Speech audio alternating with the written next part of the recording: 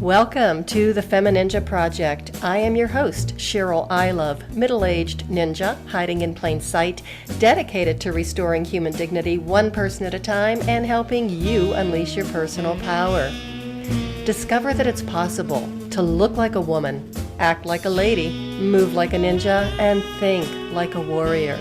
And remember, men are always welcome on the Femininja Project.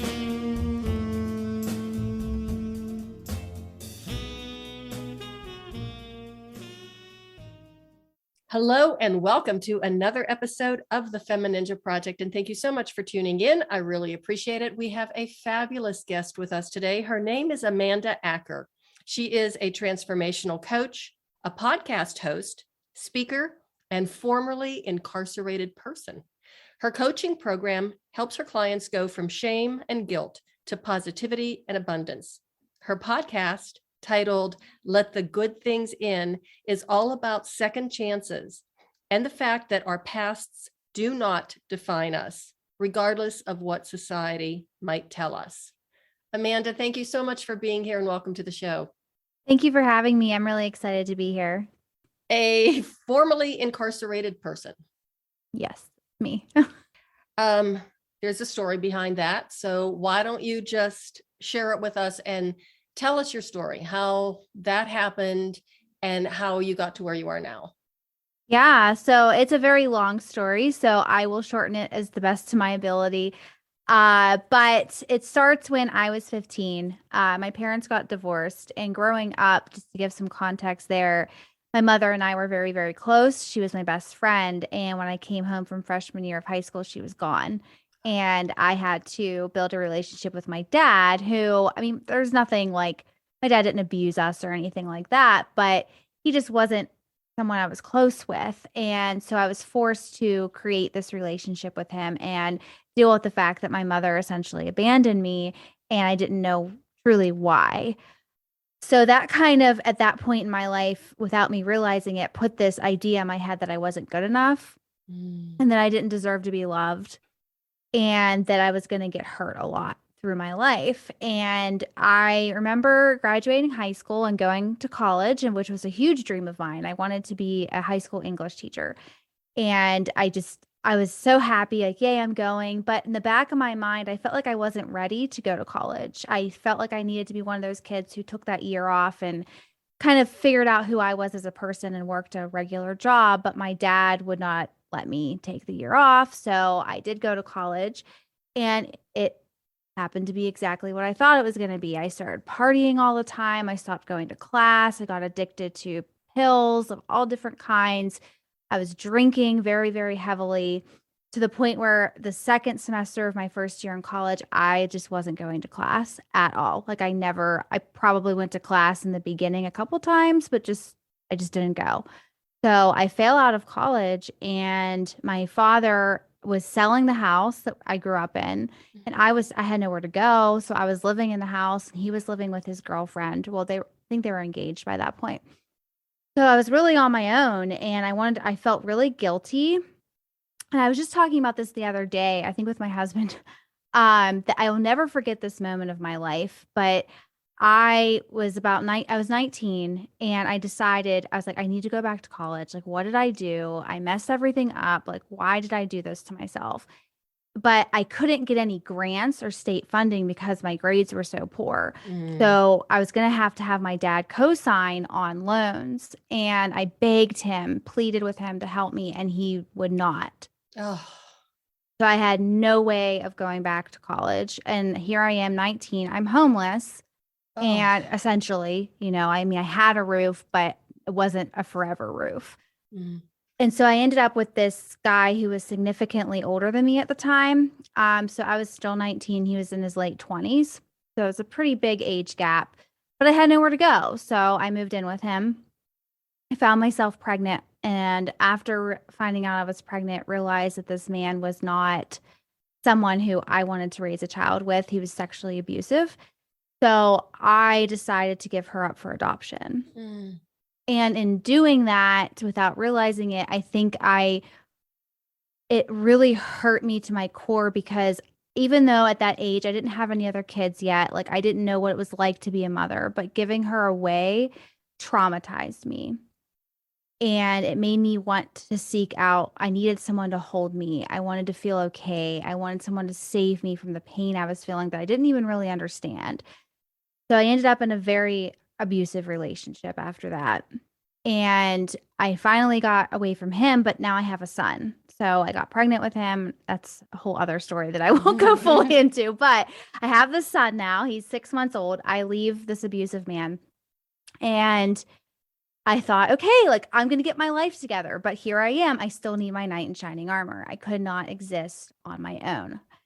And the drugs and the drinking started up again. I ended up moving back in with an ex, and then all this drama ensued, and I had my own place. And my best friend at the time, like, well, let's just move in together. Like, we can get a 2 bedroom. Your son can have his own room, and we'll share a room. And it was like this. I was so excited. I was like, yeah, this is going to be great.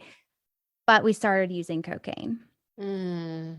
And it went downhill very, very fast. And we were going to bars all the time. And my sister was home and she was she was stripping. And so we went to the strip club to support her or whatever. At this point, I'm in my early 20s.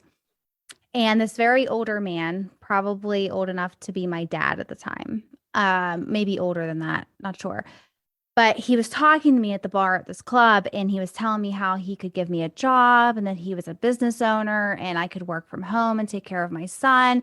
And I was like, okay. So we exchanged numbers.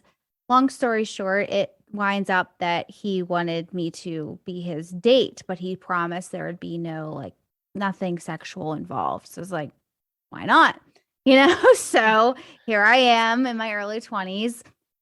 Without even realizing it, I'm prostituting myself, right? So whether, that's what was happening.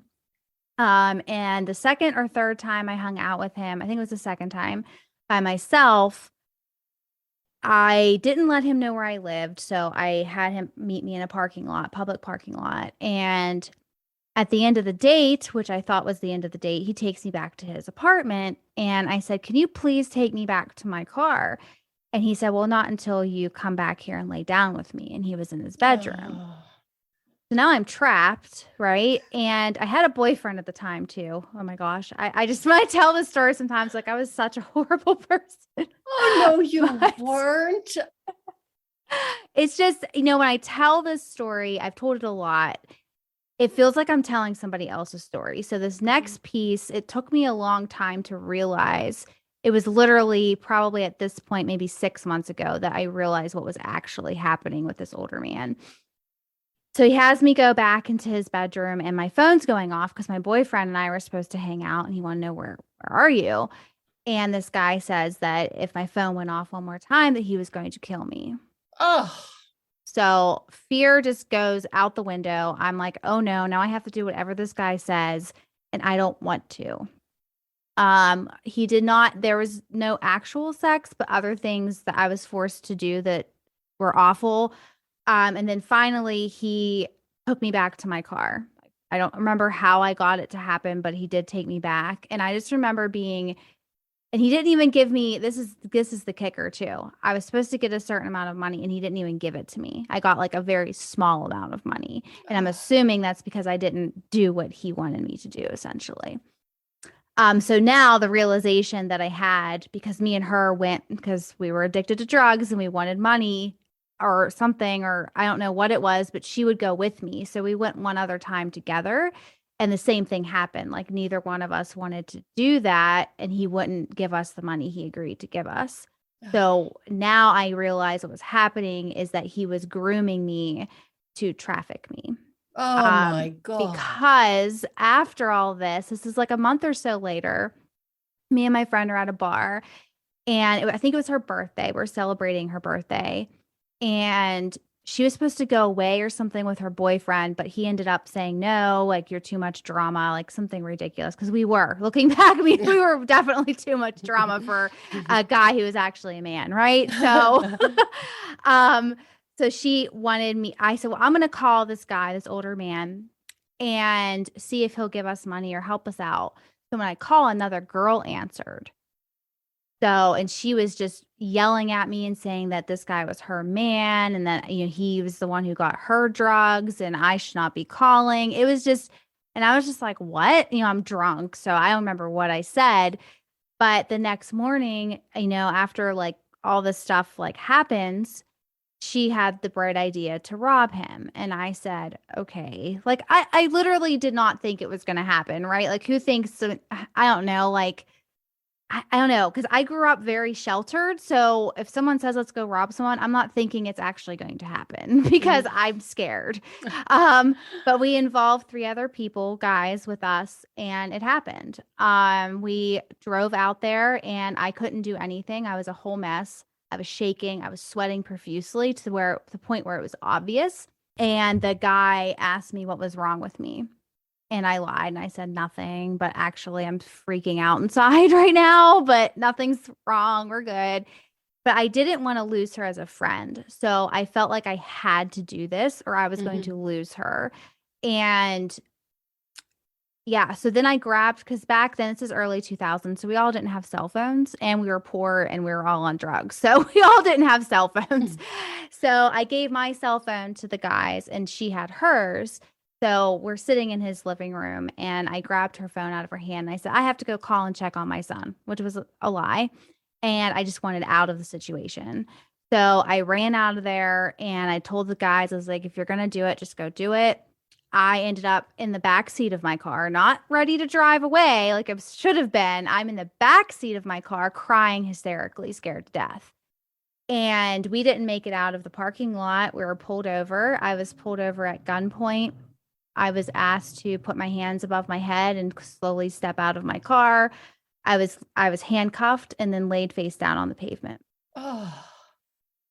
And the whole time I'm thinking to myself, I was supposed to pick up my son tonight. How did I allow this to happen? I'm going to lose him. I'm going to lose everything. And so long story short there, like, everyone, well, I think me and my friend, I don't think I talked to the guys at all during the arrest, but I remember being told, don't tell and don't tell. Like, don't tell what actually happened, blah, blah, blah. But in my mind, I was thinking, well, if I tell the truth, I can get out of this. Like, I'll tell the truth and then they'll know that I didn't actually do anything and, we'll figure this out.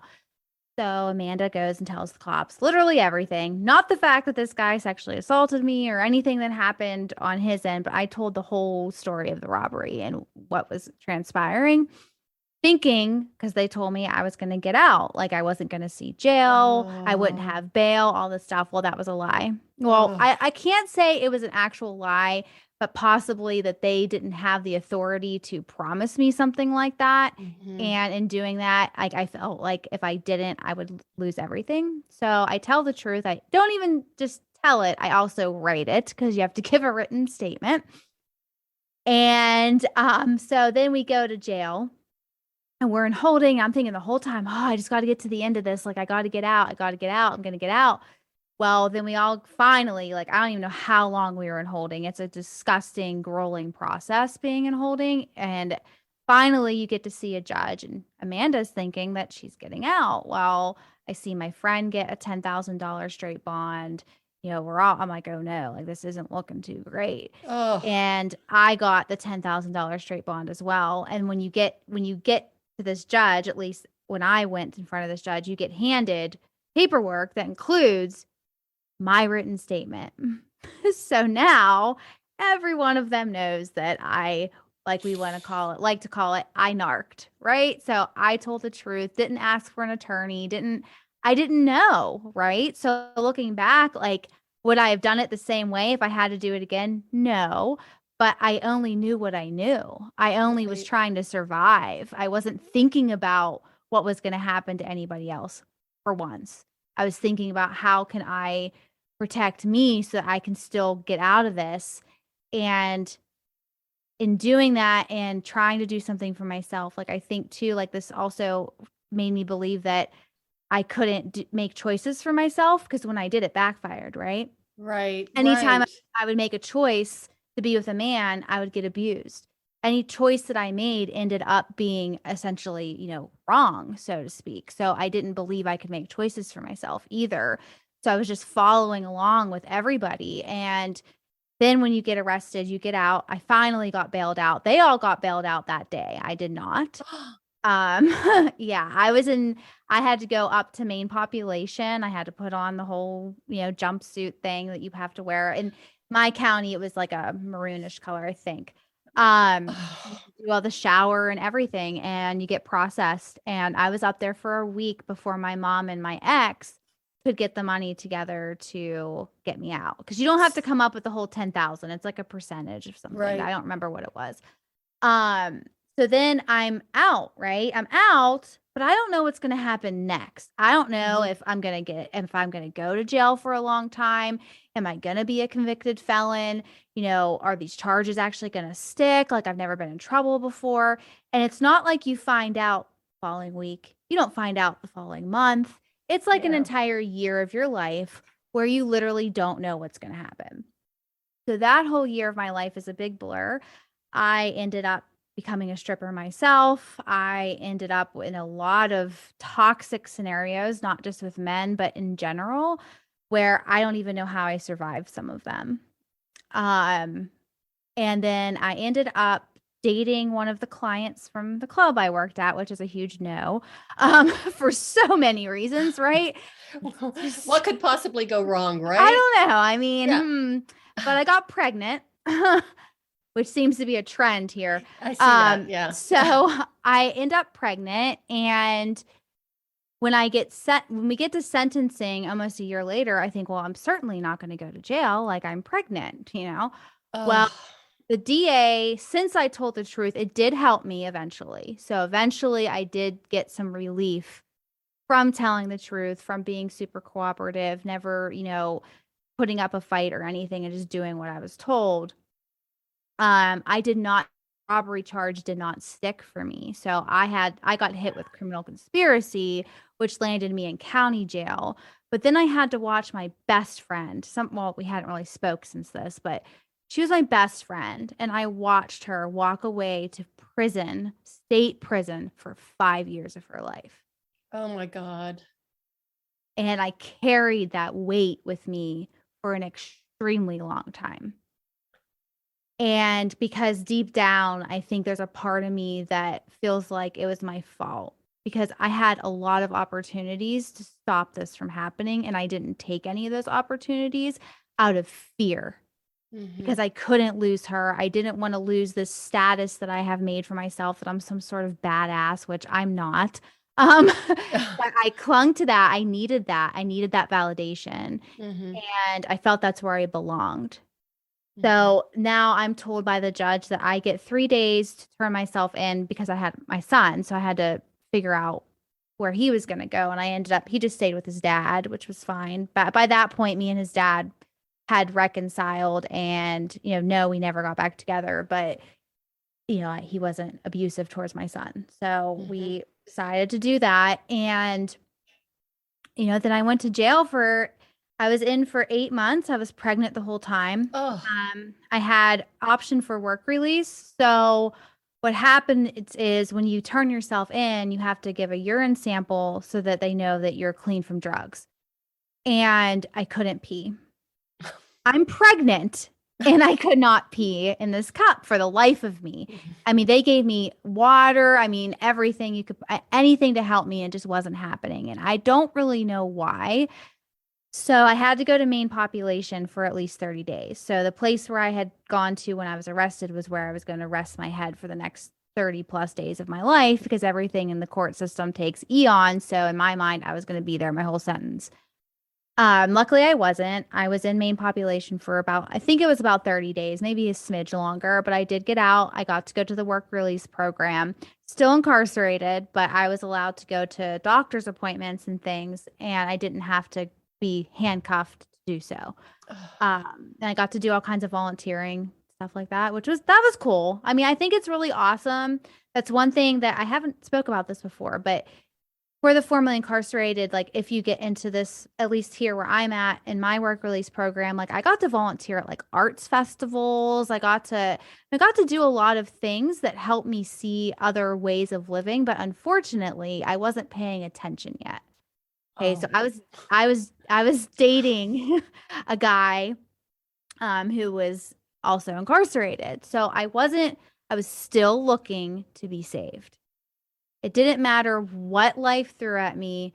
I needed a man to save me from whatever drama or craziness that I put myself in, right? These are my choices. My choices landed me there. It wasn't my best friend's fault. It wasn't a boyfriend's fault. It wasn't even the guy who raped me's fault. It was I made these choices and I had to figure out why, but I couldn't wake up yet. I wasn't ready. So after being released and everything, I hid my felony. I hid that I had been incarcerated because of fear. Yet again, this fear that just I still have it, even though I'm open about my story. That fear, my fears have just shifted to something else, right? So I allowed fear to stop me. I ended up in another very toxic relationship. And, when going through life and I look back at all these things, fear and that need to be saved were the things that kept me in prison. Like, Mhm. no, I may not have had bars around me anymore, but I was in my own prison and I couldn't break free from it. And about 2, 3 years ago now, I'm married now, happily married. Hey. And everything, Hey. like things are good now. Uh-huh. But 3 years ago, they weren't. I had left my toxic relationship and was dealing with the aftermath of that while trying to be married to somebody new. The marriage happened a little faster than most people probably are comfortable with. I had been away from my ex for about 4 months, and this guy, some of them married to, so I knew him previously, so he wasn't a stranger that I met on Tinder or anything like that. Mhm. Um, but we just clicked, and it was meant to be. I fell in love with him very fast, and we got married a few months after that. So my ex didn't like that, so he was causing a lot of stress on our marriage, and I had a job then that I loved, or so I thought. And I became friends with my coworkers and stuff like that, but it was very toxic. Because I was seeking validation from these Mm. people. So instead of being me and putting myself into their lives, I was trying to conform into what I thought they would think would make me cool, or that I was, somehow like rich and I had all these nice things. So I was obsessing over being accepted by these people while neglecting my marriage, ultimately lost the job, almost lost my husband in this process. And I wanted to end my life. I couldn't figure out why I kept punishing myself, Mhm.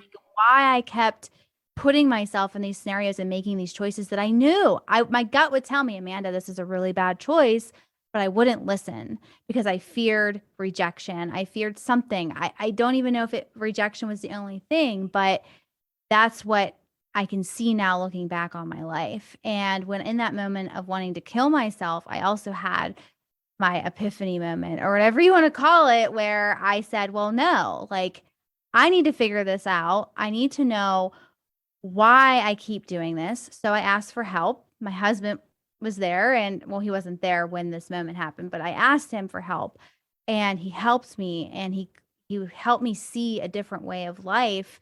And I started to really look inward and notice that, okay, like, yes, I have a criminal record. Yes, I've been homeless. Yes, I've had a lot of drug addictions and addiction in general throughout my life. Yes, there's mental illnesses attached to all of my traumas, but I know I can overcome this. And I started to really reflect on what I wanted out of life, not what other people would expect me to want out of life, Mhm. not the things that society was telling me I can't have. It's what do I want? No, I can't be an English teacher. They don't hire felons and I'm old, so I don't want to go back to college anyways if I could. So, I I decided that my whole purpose for going through all these traumatic events, and those are just some of them. There's plenty of other ones I'm sure I skipped over, but all of the stuff I've been through had to be for a reason. Mhm. I don't think the universe or God or whatever you believe in gives you more than you can handle, right? That might be a Mhm. cliche, but I believe that. Everything I was put through was for a reason. And that reason is so I can be here and tell my story and inspire others who may have gone through something similar, or to others who may, who are young, like the younger population who don't have a lot of guidance, to hear me and say, these are the things that you need to pay attention to. You need to love yourself.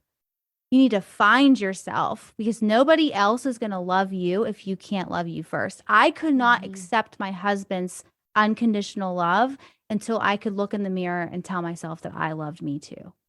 Wow. That's it. That Oh, was a lot. yeah, yeah. I mean, I'm sitting here just kind of like stunned. And, I've talked to you before and I just haven't heard as much of the story. So, first of all, my heart just breaks for that person who was going through all of that. And, I think it just, when your mom left you at 15, I remember that was a really long time ago for me when I was 15. But you're so vulnerable at that age and you're going through so much anyway. And to have your mom just walk out, I mean, that's such a traumatic experience and traumatic event in your life. And then when you were talking about looking for someone to save you, Mhm. all I could think of was you needed somebody to save you from yourself Yeah, I because did. of that self-destruction and the self-destructive pattern. But what else did you know? Nothing, and that's that, when I think back to, it's like I had no guidance. Like my parents, they're not, I honestly, like, I hate to say anything bad about my parents, but at the end of the day, like, they weren't there for me when I needed them the most. Like, yes, me and my mom are extremely close now. I actually just took her last night to see that Golden Girls show. It's a puppet show. It was amazing. Aw. So like everything's great with my mom, but there is a piece in me that I don't fully trust her. I don't think I Mhm. ever can.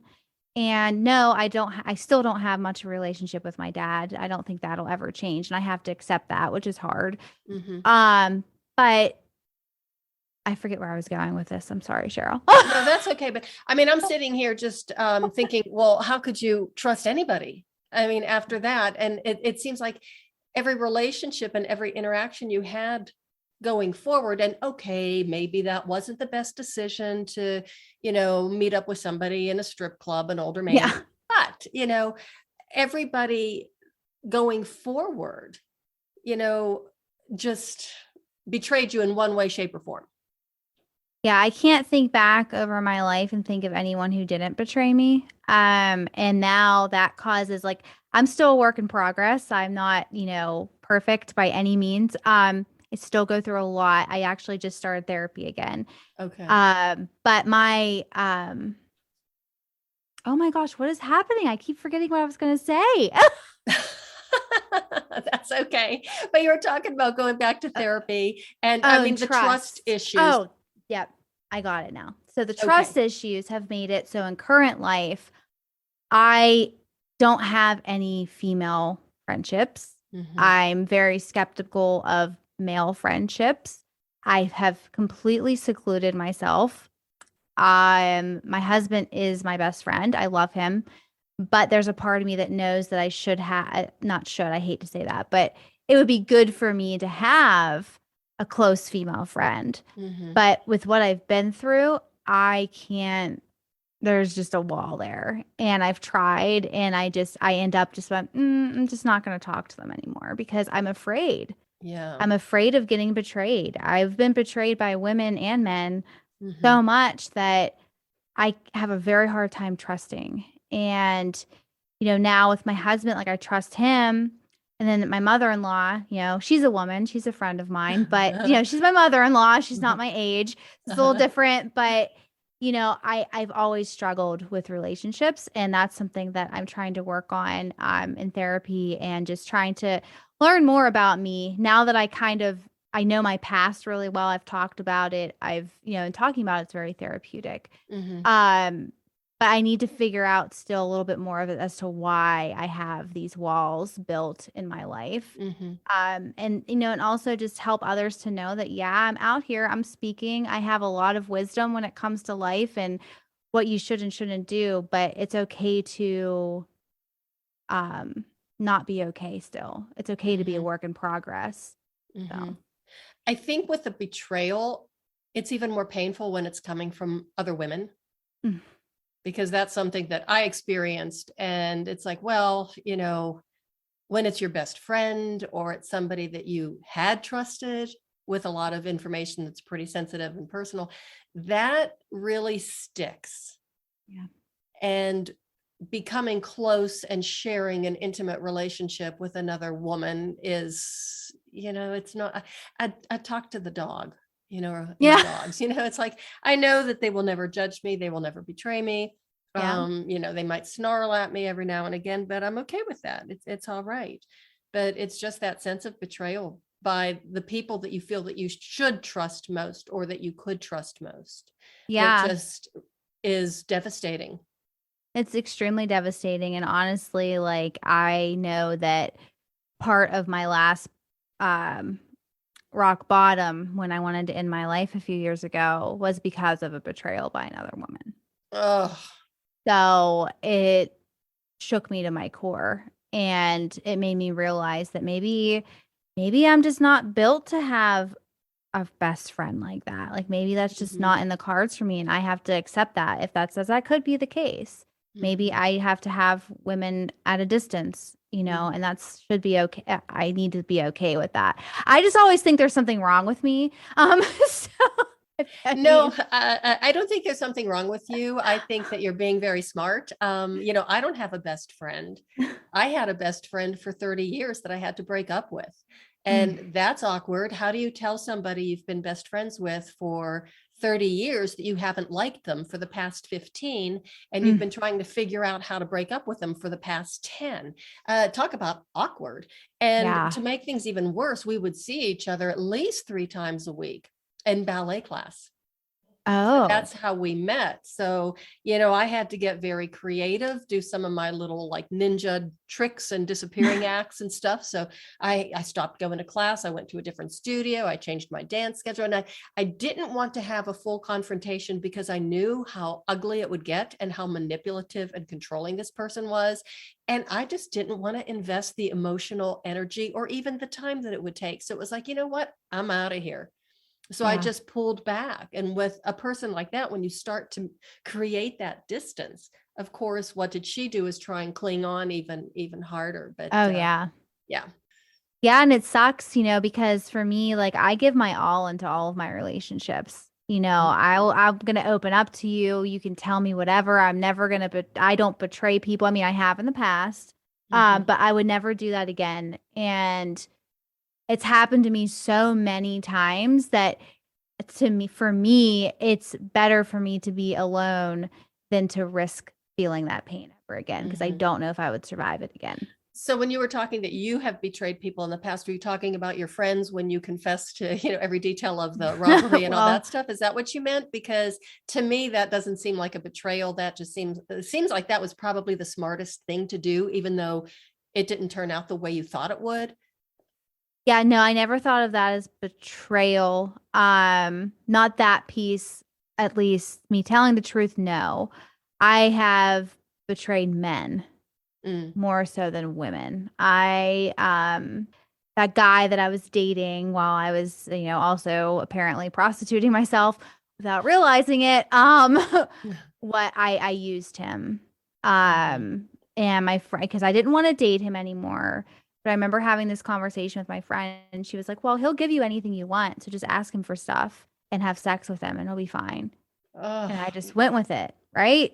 Well, So that was really hard. I've done my fair share of things that if the shoes were turned or whatever that statement is, if it was yeah. me being betrayed, having the things happen to me by a man, that I would never forgive him.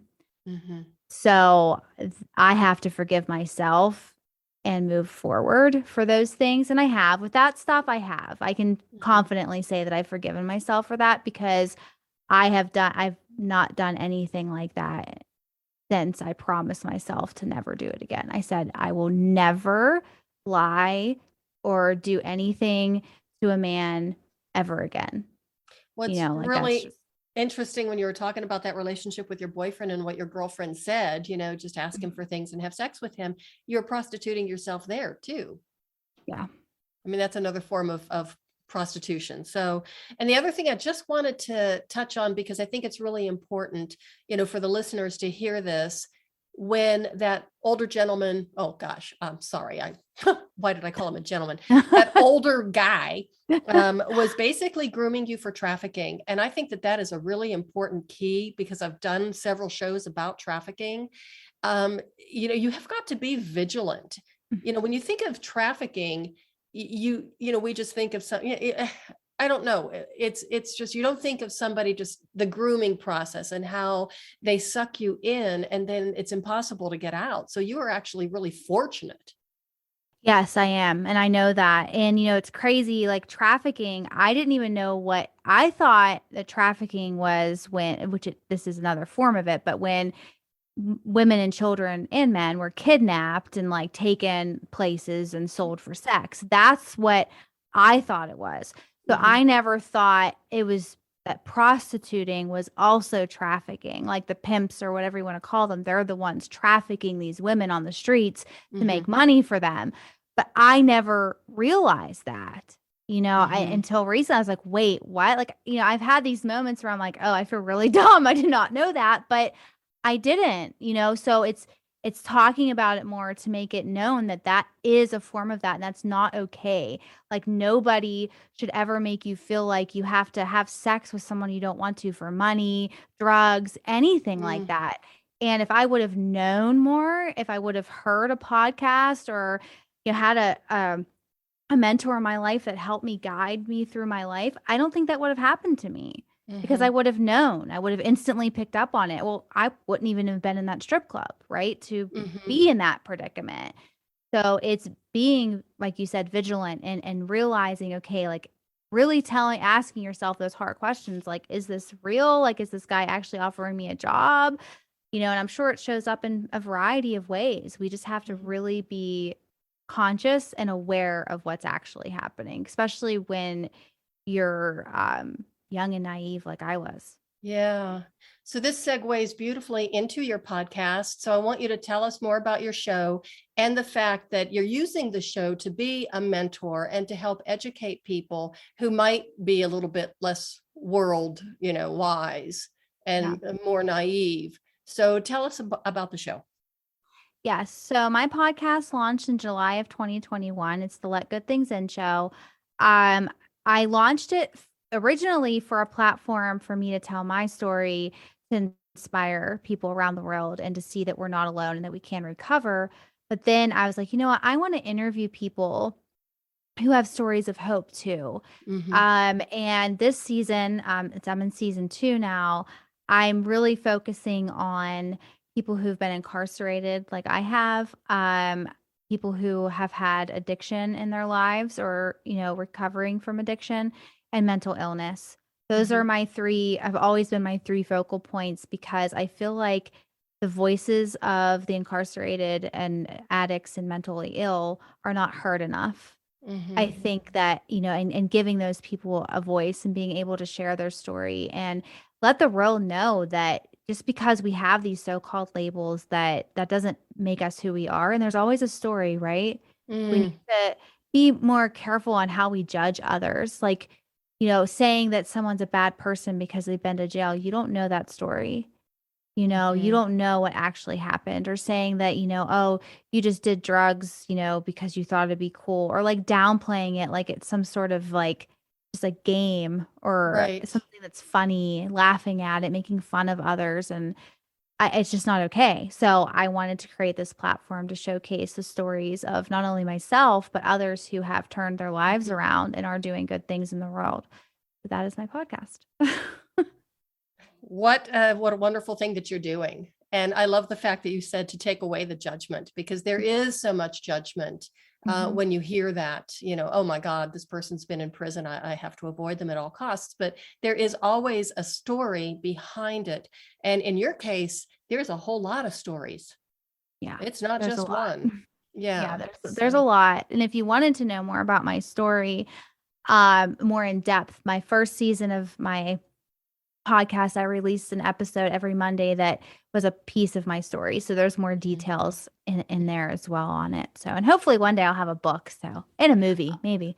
Well, that's what I was going to say. I hope you have a book someday. And I like the way that you did that when you telling bits and pieces of your story, just bits and pieces that people can kind of take in and digest and, integrate that and then go to the next piece. I think that was a really, really nice way of doing it. And I think Thanks. from those podcasts are going to come the book. So, Yes. And then the movie.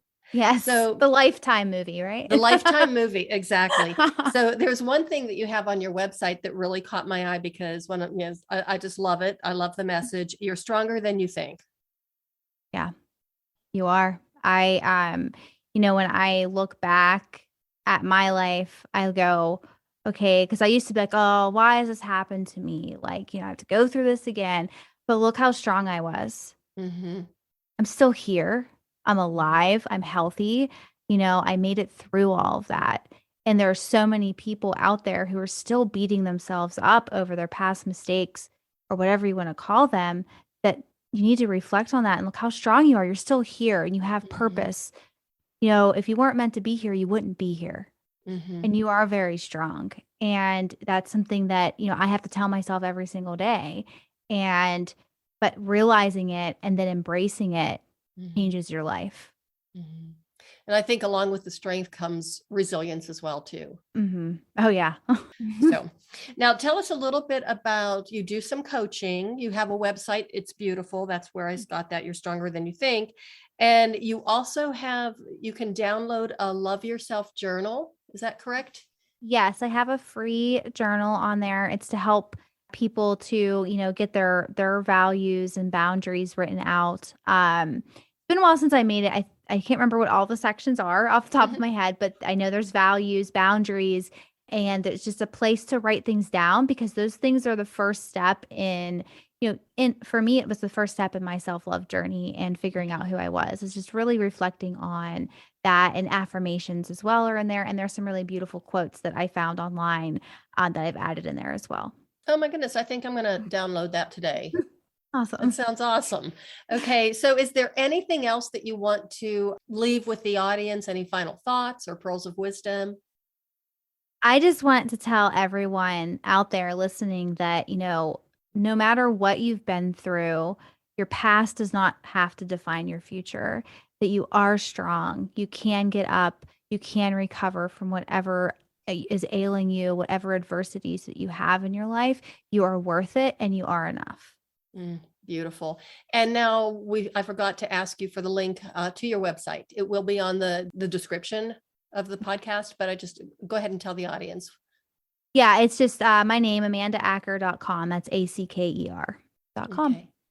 Amanda, thank you so much for so many reasons. I mean, not just being on the show, but for being such an incredible role model for other people, not just women, I mean, people, because men are people too. And I think we forget that sometimes. Yes, they are. We need them. We need them. We certainly do. But, and congratulations for what you've done in your life. I mean, that's just an amazing turnaround.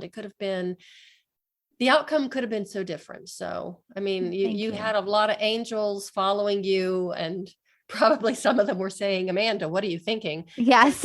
I think when my grandmother passed, she's told me that a few times. But thank you. It's been a pleasure being here, and I really enjoyed having this conversation with you.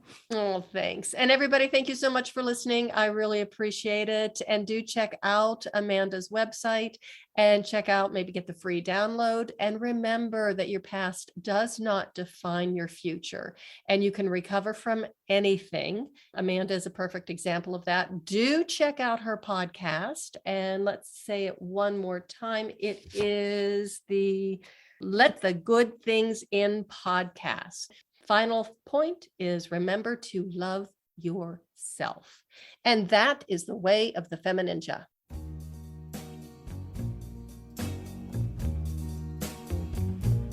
And that's a wrap on another episode of the Femininja Project. Thank you so much for listening. And remember, be safe, be strong, and until next time, bye now.